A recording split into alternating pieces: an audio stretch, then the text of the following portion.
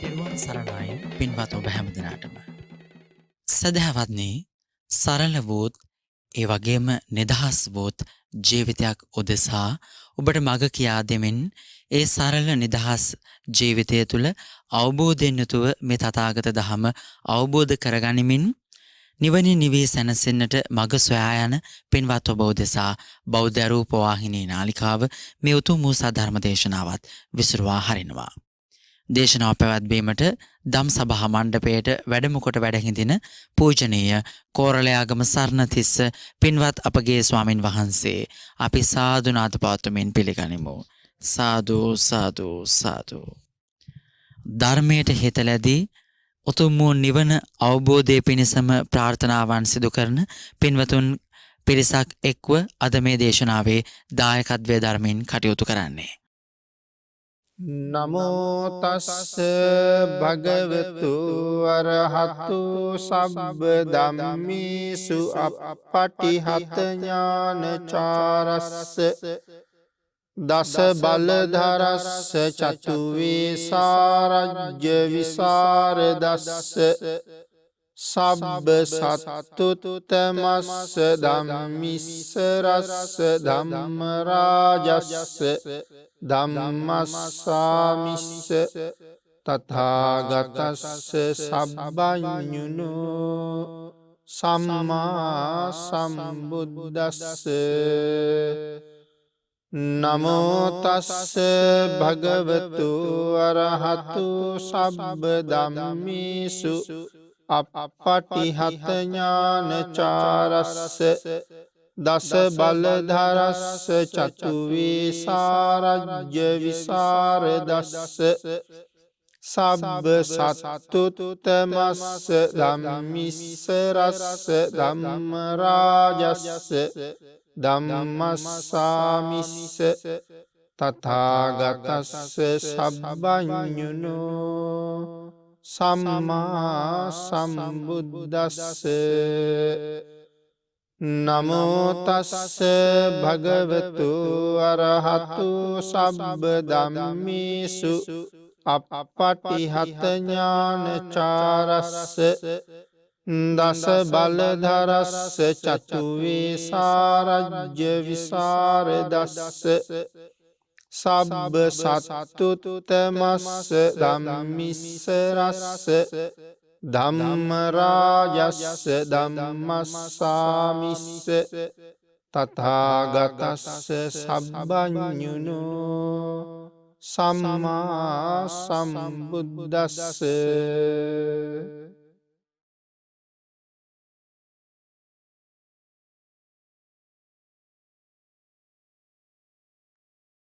සද්ධර්ම ශ්‍රාවක කාරුණික ගුණගරුක බෞද්ධ පින්නතුනි, බොහෝම ශ්‍රද්ධාවෙන් යුක්තව සියලු දෙනාම සූදානම් වෙන්නේ තෙලෝගුරු සම්මා සම්බුදුරජාණන් වහන්සේ ලෝක සත්වයන් පිළිබඳව අසීමිත දයාවෙන් කරුණාවෙන් මෛත්‍රියෙන් යුක්තව අවබෝධ කරගෙන දේශනා කොට වදාළ පරම ගම්බීර වූ ශ්‍රී සද්ධර්ම රත්නයෙන් අබමල් රේණුවකටත් වඩා අඩු බොහෝම පුංචි කොටසක් මේ අවස්ථාවේ දේශනා කරවගෙන ධර්ම ගෞරවය පෙරදරි කරගෙන දේශනාගත ධර්මයේ ශ්‍රවණය කරලා එයින් ලැබෙන අවවාද අනුශාසනා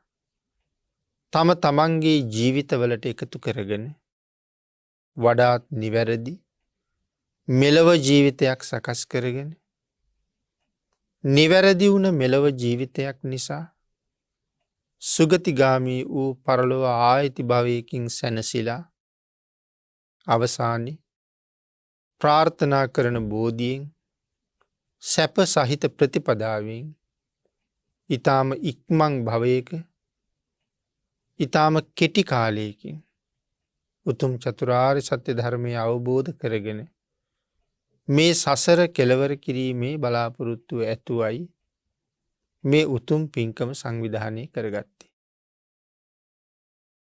මේ පින්නතුන්ගේ උතුම් බලාපොරොත්තු ප්‍රාර්ථනා මුදුන්පත් කරව ගන්න හේතු වෙන උතුම් ධර්ම දානමය පින්කමේ අද දේශනාවේ මාතෘකාව හැටියට මම යොදා ගන්න කල්පනා කළේ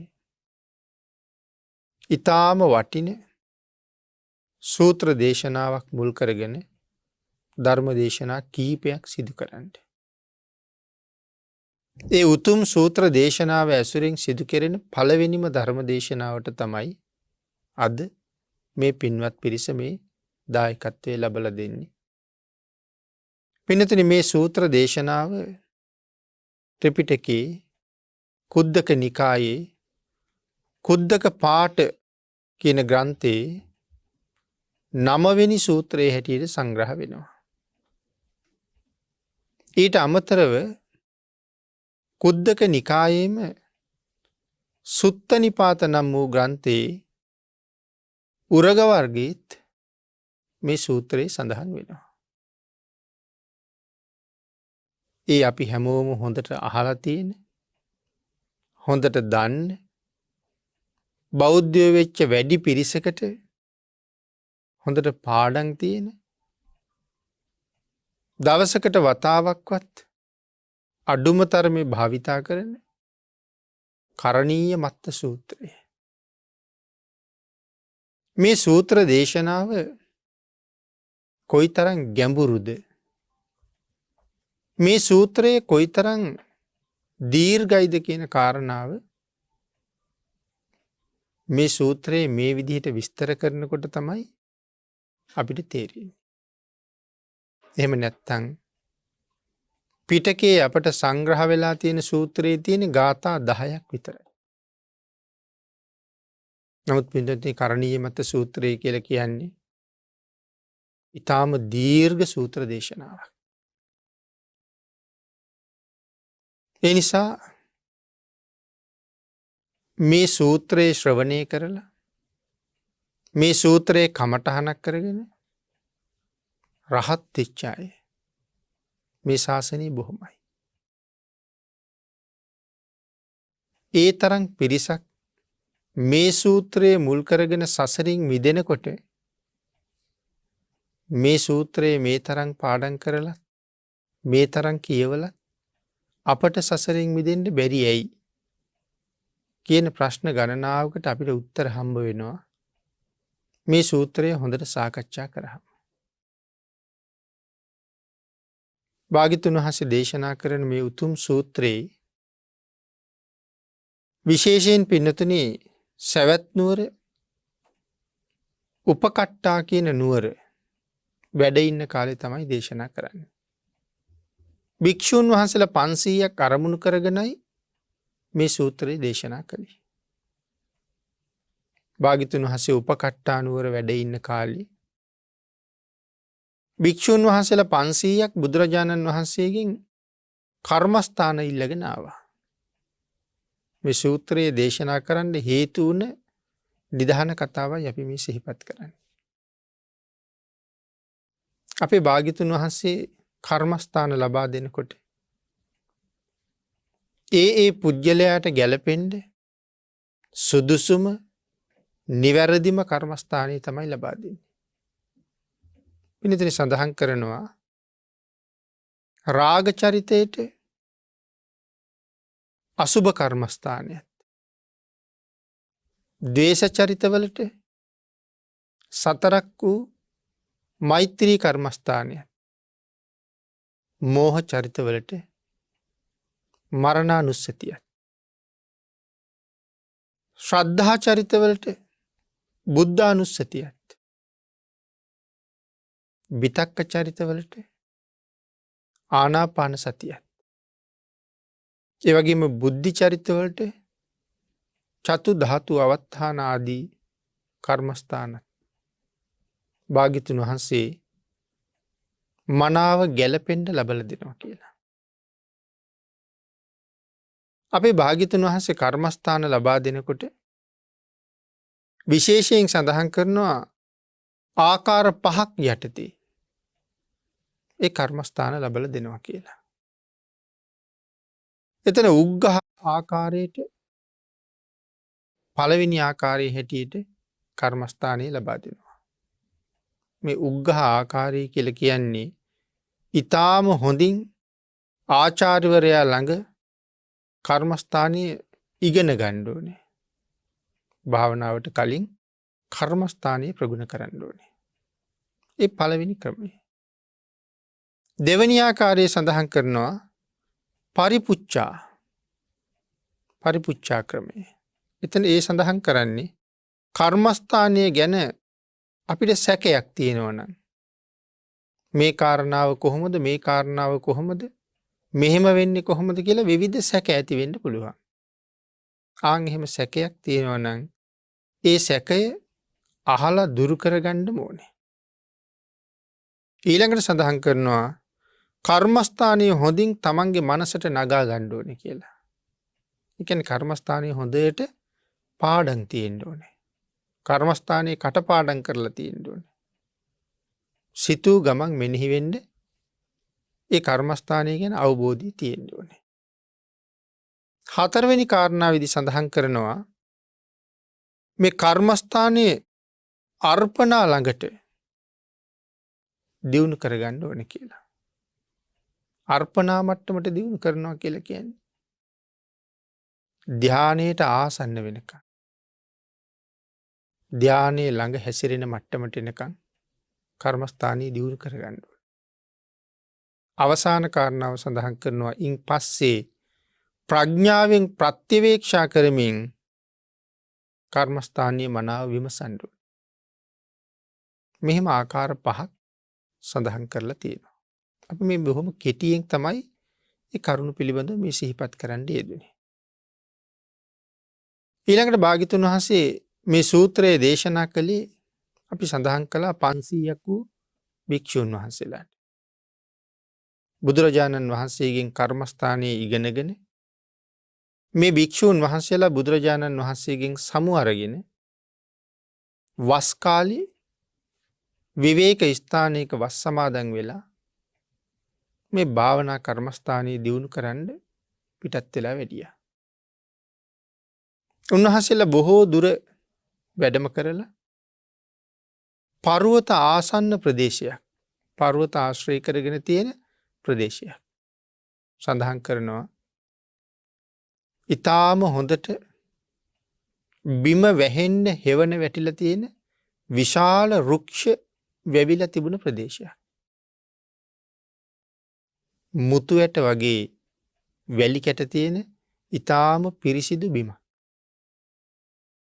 මේ පර්වත ආශ්‍රය කරගත්ත මේ භූමිය ළඟ ගොදුරුගම් දෙකක් තියෙනවා කියලා සඳහන් කරනවා.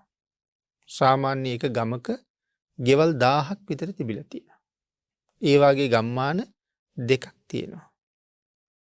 භික්ෂුන් වහන්සේලා නතර වුණ තැන ඊටාම විවේකයි. ඒ නිසා උන්වහන්සේලා තීරණය කළා අපට නවාතැන් ගන්න තියෙන භූමිය ඊටා විශේෂයි, ඊටාම විවේකයි. භාවනාවට හරි පහසුයි. මොකද ප්‍රත්‍ය පහසුකම් හොයාගන්න ළඟ ගම්මාන දෙකක් තියෙනවා. බොහෝ දුර වඩින්න අවශ්‍ය නැහැ. ඒ හින්දා අපි මෙතන නතර වෙමු. එදා රාත්‍රියේ උන්වහන්සේලා කුටි සෙනසුන් නැතුවම ඒ රුක්ෂ මූලවල වැඩ හිටියා. පහෝදා උදේ ගමට පිණ්ඩපාතේ වැඩියා. භික්ෂුන් වහන්සේලා 500ක් අපූර්වට වඩිනකොට ඒ ගම් වැසියන්ට ඇති වුණේ පුදුම සතුටක්. ඒ නිසා ආරාධනා කළා. ස්වාමීනි මේ වස් කාලයේ ඔබ වහන්සේලා කොහේවත් වඩින්න එපා. අපි සිව්පසයෙන් උපස්ථාන කරනවා. මෙහි වැඩ ඉඳගෙන විවේකීව ආධ්‍යාත්මික ජීවිතය වෙනුවෙන් කටයුතු කරන්න කියලා. කුටි සේනාසනත් හදලා දුන්නා. භික්ෂූන් වහන්සේලා පහුවදා අනිත් ගමට පිණ්ඩපාතේ වැඩියා. ඒ ඇත් හරි සතුටුයි. දැන් මෙතන උන්වහන්සේලා මේ වස් කාලය නතර වෙන්න තීරණය කරලායි තියෙන්නේ. පින්නතුනි මේ ප්‍රදේශයේ මේ ගස් ඇසුරු කරගෙන විශාල වශයෙන් වෘක්ෂ දේවතාවෝ වැඩ ඉන්නවා. දැන් උන්වහන්සේලා වැඩම කරලා ඉන්න නිසා මේ වෘක්ෂ දේවතාවරු ගස් වලින් බිමට බැස්සා. මොකද තමන්ට වඩා සීලයෙන් ඊටාම උසස් ශ්‍රේෂ්ඨ භික්ෂූන් වහන්සේලා වෘක්ෂ මූලවල වැඩ ඉන්නකොට වෘක්ෂ දෙවියන්ට තමන්ගේ විමාන වලට වෙලා වැඩ ඉන්න පුළුවන් කමක් නැහැ. ඒ නිසා දරුවොත් එක්කම බිමට බැස්ස කියලා කියන්නේ. පින්නතින අර සඳහන් කරනවා රජවරු රජ ඇමතිවරු යම් ප්‍රදේශයකට යම් කාර්යයක් සඳහා පිටත් වුණාම ඒ ප්‍රදේශයේ ඉන්න අය තමන්ගේ එදිනෙදා කටයුතු නතර කරලා ඒ රජුට සහ රජ ඇමතියන්ට කටයුතු කරගන්න ඉඩ දෙන්න ඕනේ. අන්න ඒ වාගේ තමන්ට වඩා උසස් භික්ෂූන් වහන්සේලා වැඩලා ඉන්නකොට විමානවලට වඩා විමානවල බොහොම සුවසේ කාලය ගත කරන්න අවස්ථාව ලැබෙන්නේ නැහැ. බිමට බහින්න සිද්ධ වෙනවා. සීල තේජානුභාවය නිසා. නමුත් මේ වෘක්ෂ දේවතාවරු බැලුවා මේ භික්ෂූන් වහන්සේලා කොච්චර කාලයක් මෙහි වැඩ ඉඳීද කියලා. බලහම වස් 3 මාසෙම වැඩ ඉන්නවා. ඉතින් 3 මාසයක්ම විමාන වලින් බැහැලා ඉන්නවා කියන එක ඒ ඇයිට තරම් පහසු වැඩක් නෙමෙයි. ඒ හින්දා කල්පනා කළා මේ භික්ෂූන් වහන්සේලා මෙතනින් පළවා හරිමු. එහෙම නැත්නම් අපිට කරදරයි. ආන් ඒ නිසා ඊටා භයානක රූප පෙන්වනවා. ඊටා භයානක ශබ්ද ඇහෙන්න සලස්වනවා. ඒ විතරක් නෙමෙයි දරන්න බැරි තරම් දුර්ගන්ධය පතුරවලා යනවා. ඒ දුර්ගන්ධය හිස් මොළ දක්වාම ගමන් කරනවා කියලා සඳහන් කරනවා. ඒ නිසා බොහොම තද හිසේ අමාරු හැදෙනවා. නමුත් කවුරුවත් කාටවත් කියන්නේ නැහැ ඒක. මට විතරක් වෙන්න ඇති කියලා හිතලා කියන්න අකමැත්තක් දක්වනවා. එක දවසක් භික්ෂූන් වහන්සේලා සියලු දෙනාම මේ 500 දෙනාගේ නායකයා සංඝ ස්ථවිරයන් වහන්සේ තමන් වහන්සේ ළඟට කැඳෙව්වා. කැඳවලා ඇහුවා මෙහාට වඩිනකොට ඔබ වහන්සේලා සියලු දෙනාම ඊටාම ප්‍රියමනාපයි. හොඳට පෘෂ්ටිමත්ව වැඩුණ ශරීර තිබුණා. නමුත් දැන් හැම කෙනෙක්ම බොහොම කෙසඟ වෙලා බොහොම අපහසුයෙන් කරදරයෙන් ජීවත් වෙන බවක් තමයි හැමෝගෙම මූණ වලින් පේන්නේ. ඒකට හේතුව මොකක්ද කියලා ඇහුවා. ඊට පස්සේ 500 දෙනාම තම තමන්ට දැනෙන දේ කීවා. බලහම සියලු දෙනාටම එකම ආකාරයි. ඒ නිසා තීරණය කළා එහෙනම් අපි යමු. ආයෙත් ගිහිල්ලා බුදුරජාණන් වහන්සේ මුණ ගැහෙමු කියලා. එහෙන් පිටත් වෙලා ආයෙත් භාග්‍යතුන් වහන්සේ මුණ ගැහෙන්න වැඩියා. වැඩලා බුදුරජාණන් වහන්සේට වන්දනා කරලා මේ කාරණාව මතක් කළා. භාග්‍යතුන් වහන්සේ දේශනා කළා මහණෙනි මම ඔබලාට කවදාවත් අනුශාසනා කරලා නැහැ වස් කාලය තුල චාරිකාවේ වඩින්න කියලා. එහෙනම් ඇයි වස් කාලය තුල මේ චාරිකාවේ වඩින්නේ? එහෙම ඇහුවාම තමයි කාරණාව මතක් කළේ ස්වාමීනි. අපි වස් සමාදන් වෙලා ධ්‍යාන භාවනා වඩන ප්‍රදේශයේ අපි තෝරගත්ත ප්‍රදේශයේ මේ වාගේ මහ කරදරයක් තියෙනවා. ඒක නිසාමයි භාග්‍යතුන් වහන්සේ මුණ ගැහෙන්න ආවේ. අපේ බුදුරජාණන් වහන්සේ තමන් වහන්සේගේ ඥානය මෙහෙवला මුළු ජම්බු දීපයම බැලුවා. මේ භික්ෂූන් වහන්සේලාට භාවනාවට තවත් සුදුසු තැනක් මේ ජම්බුද්දීපේ තියෙනවද කියලා. පින්නතින මුළු ජම්බුද්දීපයේ මෙහෙම තැනක් නැහැ. මේ 500 නමට සුදුසුම තැන තමයි මේ නතර වෙලා හිටපු තැන. එයින්ද සඳහන් කළා මහණෙනි ඔය හිටපු තැන හැර වෙනත් තැනක් නම් ඔබලට නැහැ. වෙනත් කොතන හිටියත් ඒක ඔබලාගේ අරහත්ත්වය සඳහා හේතු වෙන්නෙත් නැහැ. යා යුත්තේ එතෙන්ටම තමයි. කියන කාරණාව භික්ෂුන් වහන්සේලාට දැනුවත් කරලා උන්වහන්සේලාට දැන් ආරක්ෂාවක් හදලා දෙන්න එපෙයි. උන්වහන්සේලාගේ කමටහන හැටියටත් උන්වහන්සේලාගේ ආරක්ෂාව හැටියටත් මෙන්න මේ කරණීය මත්ත සූත්‍රය උන්වහන්සේලාට ඉගැන්වුවා. එතනින් තමයි මේ කරණීය මත්ත සූත්‍රයේ ත්‍රිපිටකයට එකතු වෙන්නේ. කරණීය මත්ත සූත්‍රයේ උපත සිද්ධ වෙන්නේ මෙන්න මේ විදිහට.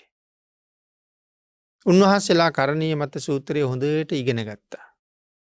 බුදුරජාණන් වහන්සේ වැඳලා අවසර ඉල්ලගෙන නැවතත් තමන් වැඩ හිටිය ප්‍රදේශයටම වැඩියා. වැඩල මේ සූත්‍රයේ සජ්ගායනා කරනවා. මේක නිතර සජ්ගායනා කරන්න කියලා දේශනා කළා. එහෙම සජ්ගායනා කරනකොට අර දෙවිවරු දැනගත්තා මේ භික්ෂූන් වහන්සේලාගෙන් කවදාවත් අපිට හිරිහැරයක් වෙන්නේ නැහැ. අපිට කරදරයක් වෙන්නේ නැහැ. මුන්වහන්සේලා මෙහි වැඩ ඉන්න එක අපිට මහත් ලාභයක්මයි වෙන්නේ. දැන් බලන්නකො මේ සූත්‍රයේ දේශනා කරනවා ඇහෙනකොට තමයි එහෙම හිතන්නේ. උන්වහන්සේලා ගස් වලින් බැහැලා මිනිස් වෙස් මවාගෙන මේ භික්ෂූන් වහන්සේලාගේ කුටි සමීපයට ඇවිල්ලා ඇමදිය යුතු තැන් අමදිනවා. පැන් පෙරලා ගෙනල්ලා තියෙනවා. වතාවත් ටික සම්පූර්ණ කරලා දෙනවා. උන්වහන්සේලාගේ භාවනාව සම්පූර්ණ කරගන්න කාලය ඉතුරු කරලා දීලා පහසුකම් හදලා වත්පිළිවෙත් කරලා අප උපස්ථාන කරලා බොහෝ පින් සිද්ධ කරගත්තා. ඒ භික්ෂුන් වහන්සේලා මේ ප්‍රදේශයේ තුලම වස්තු මාසේ නිමා වෙනකොට 500ක් දෙනා වහන්සේම ඒ රුක්ෂ දේවතාවන්ගේ උපකාරය ඇතුව සව් කෙලෙස් නැසල රහත් වුණා. මේ කාරණාව මුල් කරගෙන තමයි මේ කරණීය මත්ත සූත්‍රයේ භාග්‍යතුන් වහන්සේ දේශනා කළේ.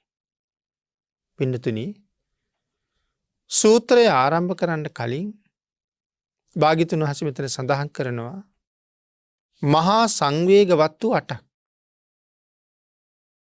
එයි මේ සංවේග වත්තු 8 භාග්‍යතුන් වහන්සේ දේශනා කරන්නේ අප්‍රමාදයේ ඇති කරවන්න. කුසල් දහම් වඩන්ඩ කැමැත්ත වැඩි දියුණු කරන්න. අප්‍රමාදීව කුසල් රැස් කරවන්න තමයි සංවේගවත්තු 8ක්. අට්ට මහා සංවේගවත්තු. ඉමානි සංවේගවත්තුනි 8. මේ සංවේග වස්තු 8 දේශනා කරන්න. නිවන් මගේ බොහොම ශ්‍රේෂ්ඨ කාරණාවක් තමයි අප්‍රමාදී කියලා කියන්නේ. පින්නතුනි දෙපා ඇති සතුන් අතර ශ්‍රේෂ්ඨයි සම්මා සම්බුදුරජාණන් වහන්සේ. තුන් ලෝකෙටමත් ශ්‍රේෂ්ඨයි සම්මා සම්බුදුරජාණන් වහන්සේ. එහෙමනම් ඊළඟට සඳහන් කළා සියලු කුසල ධර්ම අතර සියලුම පින්කම් වලට වඩා ශ්‍රේෂ්ඨයි අප්‍රමාදී. ඒකට තවත් උදාහරණයක් සඳහන් කළා. ඇතෙකුගේ පිය සටහන ඇතුළේ මේ ලෝකේ ජීවත් වෙන අනික් හැම සතෙකුගේම පිය සටහන තියන්න පුළුවන්. විශාලතම පාද ඇති සත්වයා අතර ඇතා තමයි ප්‍රධාන.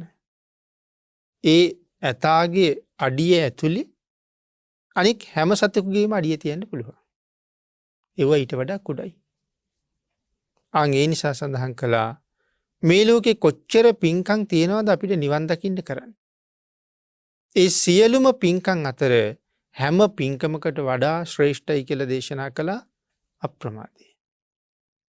එහෙම අප්‍රමාදය ඇති කරවන්න තමයි මේ සංවේගවත්තු වට දේශනා කරලා තියෙන්නේ. අපි එහෙනම් සාකච්ඡා කරමු ටිකක් කෙටියෙන්. නමුත් මොනවද සංවේගවත්තු කියලා කියන්නේ? පින්නතුනි, පළවෙනි කාරණාව ජාති. සංවේග ඉපදවිය යුතු කාරණාවක්. ජාති කියලා කියන්නේ උපත. මේ ජීවත් වෙන අපි කවදා හරි දවසක මැරෙනවා. මැරුණොත් අනිවාර්යයෙන්ම තව තැනක උපදිනවා. එතකොට අපි උපදින්නේ අපි කලින් දන්න කෙනෙක් ළඟද? දන්න පිරිසක් ළඟද? දන්නේ නැති පිරිසක් ළඟ තමයි උපදින්නේ. ඒ නිසා දුකක් ඇති වෙන්නත් පුළුවන්. ඉතින් උපත ගැන සඳහන් කරනකොට භාග්‍යවතුන් වහන්සේ අභිධර්ම පිටකයේ බොහෝ කරුණු දැක්වුවා. ජාතිපි දුක්ඛා විස්තර කරන තැන. මාතෘ ගර්භයක ජීවත් වෙන කාලේ කොයි තරම් දුකක් විඳිනවද?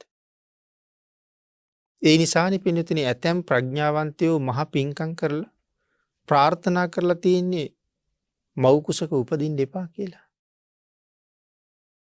දැන් අපේ කාලේ හැටියට සඳහන් කළොත් අම්බපාලි වෛශ්‍යාවක්. නමුත් කාශ්‍යප බුද්ධ ශාසනයේ පැවිදි වෙච්ච භික්ෂුණියක්. සසර බොහොම පිංකම් කරලා කරපු ප්‍රාර්ථනා අතර එකක් තමයි මව් කුස වාගේ තැනක උපදින්න එපා කියලා. මහා පදුම දේවිය මව් කුස ප්‍රතික්ෂේප කරපු කෙනෙක්. පොක්කරසාති බ්‍රාහ්මණයා මව් කුස ප්‍රතික්ෂේප කරපු කෙනෙක්. ඒ වාගේ අය පිළිබඳව අපේ ධර්මයේ සඳහන් කරලා තියෙනවා. මහා පදුම දේවිය උපදින්නේ නෙළුම් මලක. අම්බපාලිය උපදින්නේ අඹ ගහක් මුල. ඒ නිසා තමයි අම්බපාලි කියලා කියන්නේ. ඕපපාතික උපතක්. ඇයි මව් කුස ප්‍රතික්ෂේප කළේ?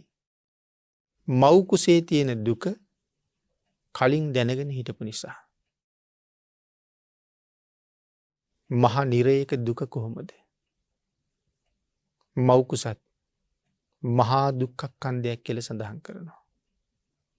මාස 10ක් තරම් කාලයක් මේ කුසේ වැඩෙනකොට ඒ වැඩෙන සත්වයා විඳින දුක භාග්‍යවතුන් වහන්සේ පැහැදිලි කරපු තැන් අභිධර්ම පිටකේ තියෙනවා.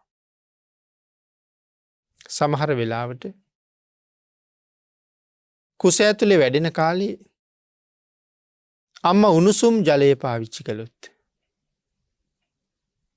ඔහු තැවෙනවා, පිච්චෙනවා. අම්මා ඊටාම සිසිල් ජලය පාවිච්චි කළොත් හරියට නිකන් උණුසුම් ජලය පාවිච්චි කරනකොට ලෝදියක් කරනවා වගේ කියලා සඳහන් කරන්නේ. අම්මා සිසිල් වූ ජලයක් පාවිච්චි කරනකොට ලෝකාන්තරික මහනිරේ වගේ ඊටාම සීතලයි. ඒ වගේම තමයි පින්තුනේ මව් කුසේ නැවතත් සඳහන් කරනවා ලෝකාන්තරික මහනිරේ වගේ ඊටාම අන්ධකාරයි කියලා.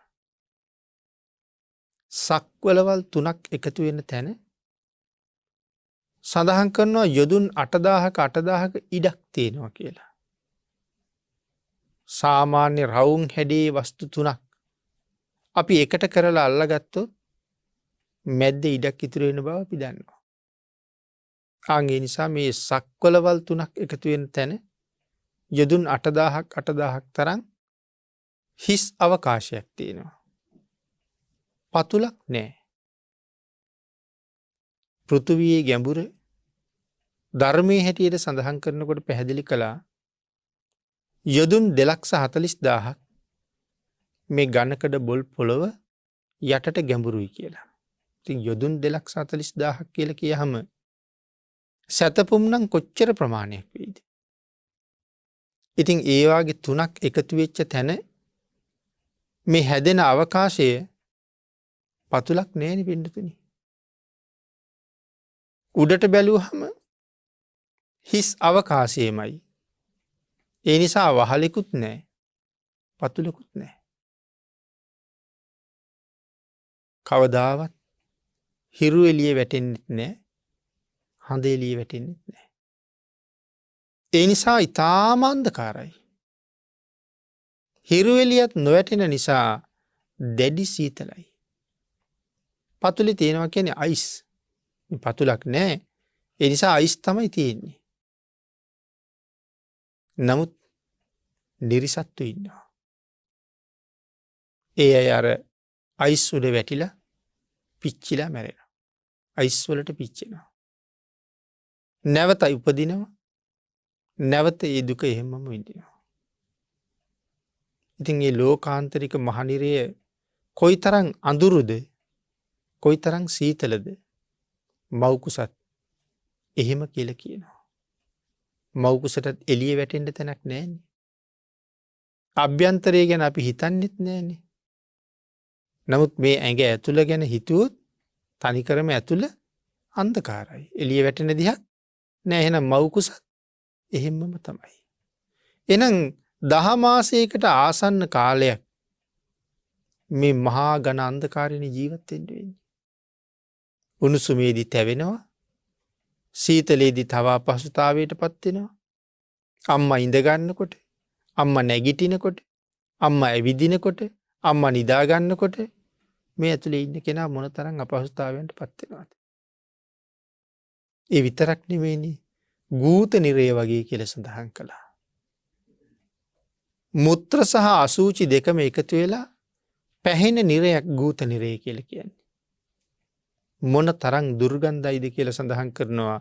ඒ දුර්ගන්ධය සත්වලෝකයට හැමුවොත් සියලු සත්‍යයන්ගේ හිස් මොල පුපුරනවා කියල කියනවා. අපිට ඔරොත්තු දෙන්නේ නෑ ඒ දුර්ගන්ධය. මවකුසත් ඒ වගේම දුර්ගන්ධයි. අම්ම අනුභව කරන පැසුණු ආහාර නොපැසුණු ආහාර ලේ සැරව මල මුත්‍ර මේ සියල්ලම මේ දරුව ජීවත්වෙන ප්‍රදේශයම තියෙනවා. ඉදිරියෙන් මුත්‍රාශය ස්පර්ශ වෙනවා. මහාන්ත්‍රයේ අඟල් 10ක පමණ ප්‍රමාණය නිරන්තරයෙන් මල පහයිකතු වෙනවා. ඉතින් මේ දෙපැත්තම ස්පර්ශ වෙවි පරම දුර්ගන්ධයක් විඳවිඳ කෑලි කපන්ඩ පුළුවන් තරන් අඳුරකට වෙලා නොයෙක් වේදනා ඉවස ඉවස මේ දහමාස ගෙවන්ඩුනේ. උපදිනකොට තවත් දුකක් විඳිනවා. කර්මජ වාතයෙන් මේ දරුවා හරවන්ඩ ඕන උපදින්ට. එතකොට මාස ගානක් එකම විදිහට ඉඳල සම්පූර්ණයෙන් හාත් පස අනි පැත්තට හරවනකොට සඳහන් කරන මහ විශාල කන්දක් උඩින් පෙරලුවොත් කෙනෙක් මොන තරං වේදනාවක් දැනි දැනී පල්ල හැට රෝල්ලෙනවාද. ඒවාගේ වේදනාවක් දැනෙනවා කියලා. ඊළඟට උපත් මාර්ගයේදිගේ එලියට එනකොට සංඝාත නිරයේ පරුවත දෙකට හිරවුණ නිරිසත්තුවාගේ කියල කියනවා. සංඝාත කියන මහනිරේ පරුවත පෙරලෙනවා පරුවත තියෙන්. හෙන හඬ පුපුරනවා වගේ යොදුන් ගණන් දිග මහා පරුවත යොදුන් ගණන් උසයි යොදුන් ගණන් දිගයි. නිරිසත්වයෝ ඉන දක්වා ප්‍රමාණය නිරේ ගිලිල ඉන්නේ. ඉනෙන් උඩ කෑල්ල විතරයි තියෙන්නේ. යට කෑල්ලි හොළවන්න පුළුවන්කමක් නෑ. හිර වෙලා වගේ. ටික වෙලාවක් යනකොට මහා හඬක් ඇහෙනවා. බලහම යොදුන් ගානක් උස යොදුන් ගානක් දිග තනිකරම ගින්දරෙන් රත්වෙච්ච මහා පරුවතයක් තමන් ඉන්න දිහාට පෙරලි පෙරලියනවා. මොනෝ කරන්නද නැගිටින්ට බෑ දුවන්ඩ බෑ මොහොතින් හරිට නිකං රොටී තැලුව වගේ තමන්ගේ ඇඟුඩින් පරුවත යනවා. තමන් පහු කරලා ගියාට පස්සේ කර්මය නිසා ආයෙත් නැගිටිනවා. වේදනාව අපි මනුස්සලෝකි ඔය ගල් රෝලෙකට වගේ තැලුණවාගෙන මේ ඊට වඩා ඉතාම දරුණු වේදනාව. ඊට පස්සේ බලහම එකක් නැගෙන හිරින් ඇවිල්ල ගිය අනික බටහිරින් එනවා. තව එකක් උතුරෙන් එනවා, තව එකක් දකුණෙන් එනවා. මේ හතර පැත්තටම තැලෙනවා. සමහර වෙලාවට දෙකක් දෙපැත්තෙන් ඇවිල්ලා එකට හේතු වෙනවා. එතකොට අර මැද්දේ හිර වෙච්ච අය කොයි තරම් වේදනාවක් විඳිනවද? ආන් ඒ හිර වෙච්ච සත්වයෙක් විඳින යම් වේදනාවක් වෙයිද? මව් කුසෙන් එළියට එනකොට ඒ තරම් වේදනාවක් විඳිනවා කියලා කියනවා. ඉතින් මේ ජාතිපි දුක්ඛා මේ කාරණාව තව බොහෝ කරුණු කාරණා සහිතව පැහැදිලි කරන්න පුළුවන්. ඊට පස්සේ ඉපදුනාට පස්සෙත් විඳින්න තවත් නොයෙක් දුක් රාශියක් තියෙනවා. ඉපදිච්ච ඊටාම බිලිඳු දරුවට ඉදිකටු වගේ නොයෙක් කටු වලින් විදිනවා. බෙහෙත් විදිනවා. තව සමහර අයට ඉපදිච්ච ගමන්ම සැත්කම් කරන්න වෙනවා. මේ වගේ නොයෙක් වද වේදනා විඳිනවා. එහෙම ඇවිල්ලා යම් ප්‍රමාණයකට ලොකු මහත් වෙච්ච අය තමයි ඔබ මම. නමුත් මේ ජීවිතය තුළ අදත් අපි නොයෙක් දේවල් එක්ක ගැටෙමින් හැලහැප්පෙමින් ලෙඩ දුක් කරදර කම්කටොළු මැද්දේ හතුරු උපද්‍රව මැද්දේ අපි මොනතරම් දුකක් විඳිනවද? ඉතින් ඉපදිච්ච නිසා මේ වගේ මහා දුක්ඛන්දරාවකට මුහුණ දෙන්න සිද්ධ වෙලා තියෙනවා. අනාගතයේදී අපිට කොයි වගේ දුක් වලට මුහුණ දෙන්න සිද්ධ වෙයිද? ආන් ඒ ගැන හිතලා සංවේග උපදවන්න ඕනේ. සමහර තැනක අහනවා පිහියෙන් ඇනලා මරලා. තව තැනක ඇහෙනවා වෙඩි තියලා මරලා. තව තැනක ඇහෙනවා කෑලි වලට කපලා මරලා. අහනකොටත් ඇඟ හිරි වැටෙනවා, බය හිතෙනවා. නමුත් හෙට දවසේ ඒ தත්ත්වය මට උදා වෙන්න පුළුවන්. ආන් ඒක නිසා සංවේග උපදවන්න ඕනේ මේ සසර දුකයි. වහ සසරින් එතර වෙන මගම හදාගත යුතුයි. ආන් ඒ නිසා ජාතිපි දුක්ඛ. ඊළඟට සඳහන් කළා ජරාපි දුක්ඛ. පින්නතනේ ඉපදිච්ච අපි ඉපදිච්ච දවසේ ඉඳලම එහෙම නැත්නම් මව් කුසට ආපු දවසේ ඉඳලම අපි කොහාටද මේ යන්නේ? අපි ජරාවට යන්නේ.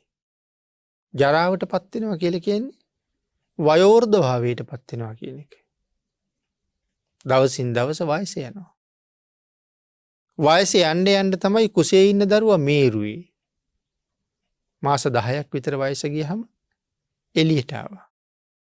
අපි එතන ඉඳලා කියනවා දැන් අවුරුද්දයි, දැන් 2යි, දැන් 3යි. දැන් ක්‍රමක්‍රමයෙන් කොහාටද මේ යන්නේ? අවුරුදු 70ක් ජීවත් වෙන්න ආයුෂ අරන් ආවනම් දැන් අවුරුද්දක් ඉවර වුණා කියලා කියන්නේ තව ජීවත් වෙන්න තියෙන්නේ 69යි. 5ක් ඉවර වුණා කියලා කියන්නේ තව තියෙන්නේ 65යි. එහෙනම් අපි මේ යන්නේ අපිට හිතෙන්නේ තරුණ වයසට යනවා. එහෙම අපිට හිතෙන්නේ අපි හරි කැමැත්තෙන් ඉන්නේ තරුණ වයසට එනකන්. නමුත් අවුරුදු 20ක් විතර වෙනකොට අර 70ක් ඉඳ හිටපු කෙනාට දැන් තියෙන්නේ 50යි. මොකද 20ක් ගෙවිලා. දැන් අර කුඩා කාලේ මගේ තිබිච්ච හුරු බුහුටි අතපය ඒ වගේ තිබිච්ච මෘදු මොලොක් බව දැන් ඒවා අහිමි වෙලා ගිහිල්ලා.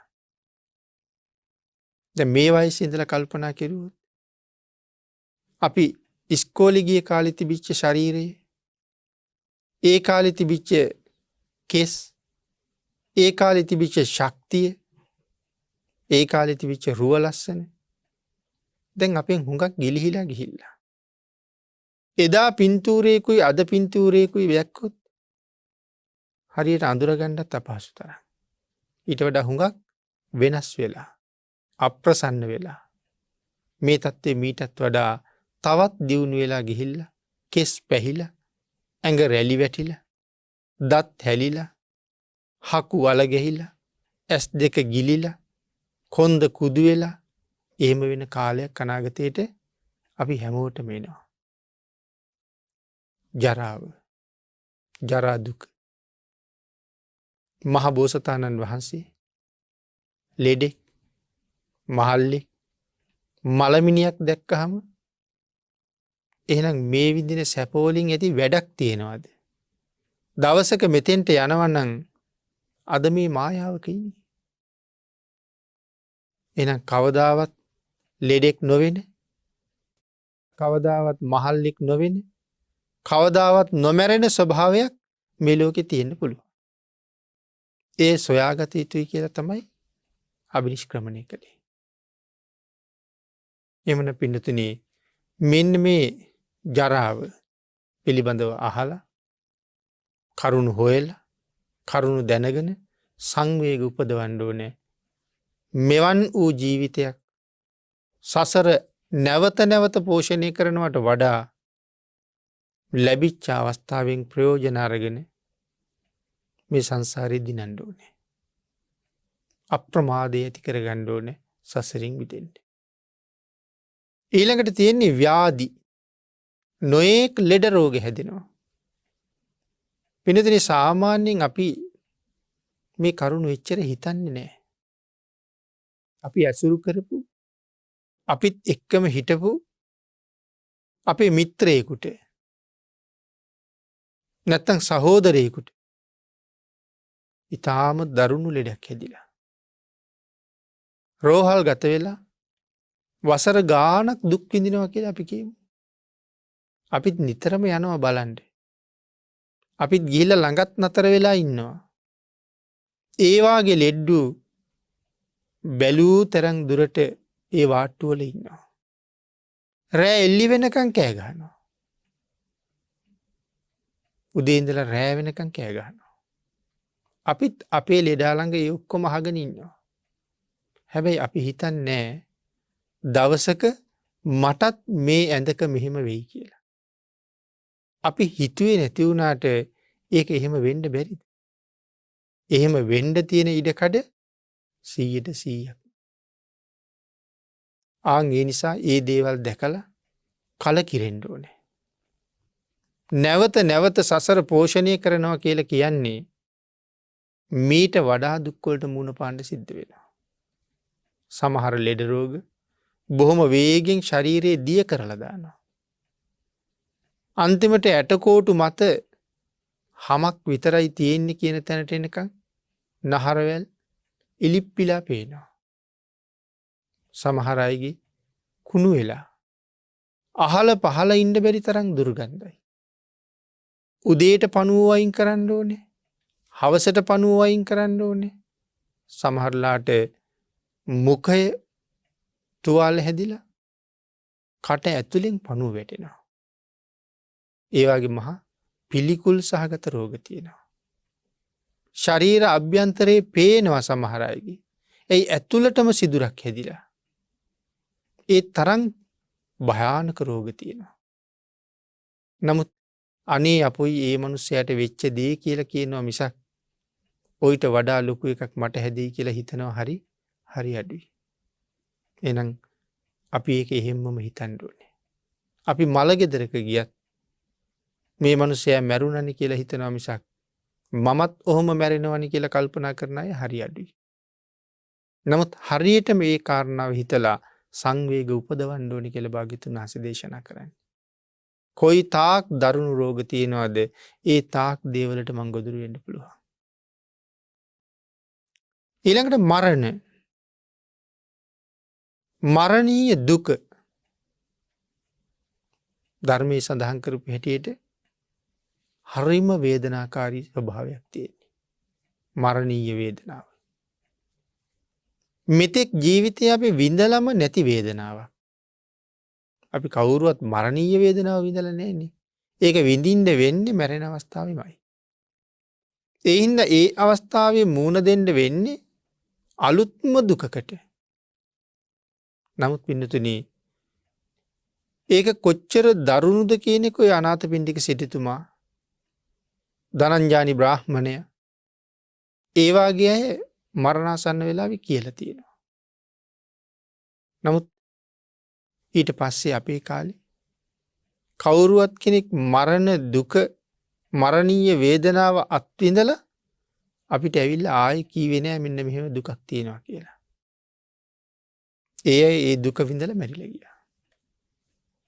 මේ ධර්මයේ සඳහන් කරපු තැන්වලින් තමයි අපිට ඒක දැනගන්න තියෙන්නේ.